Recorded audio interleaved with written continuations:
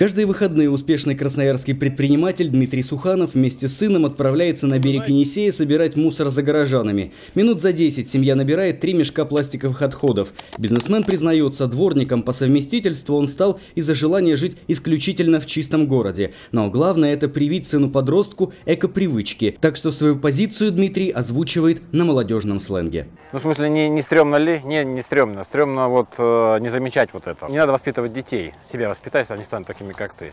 Вот у детей еще есть шанс, у наших детей есть шанс быть не такими.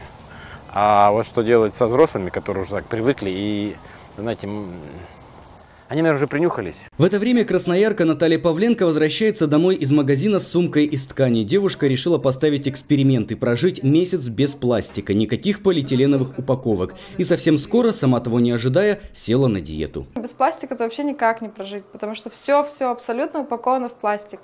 И это тоже может быть такой чуть-чуть задачка, да, эксперимента, чтобы люди задумались, насколько мы много потребляем пластика вообще. С Натальей согласны и местные торговые сети. Несколько месяцев назад один из красноярских ритейлеров провел эксперимент и выпустил пакеты из биопластика и бумаги. По цене они были чуть дороже обычных, но покупатели экологичную инициативу не поддержали. В России пока нет культуры сформированного использования экологически чистых материалов, да, как то есть на Западе. Покупатель, возможно, просто не видит в этом целесообразности, значимости и так далее. Проблема в том, что люди редко бывают на свалках, объясняют экологи. Если бы они увидели, сколько пластиковых отходов ежедневно оказывается на помойках, возможно, передумали бы. Ну вот здесь у нас находится склад.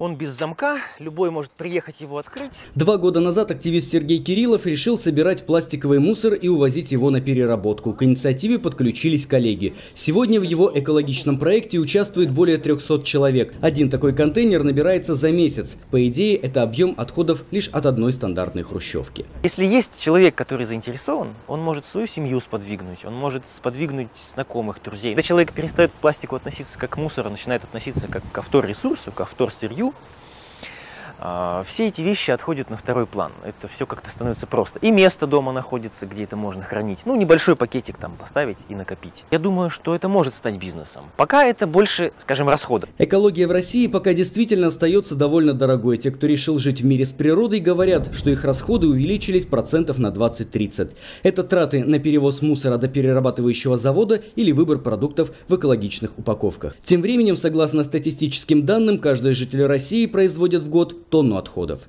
Сергей Чудинов, Марина Мышко. Настоящее время. Красноярск.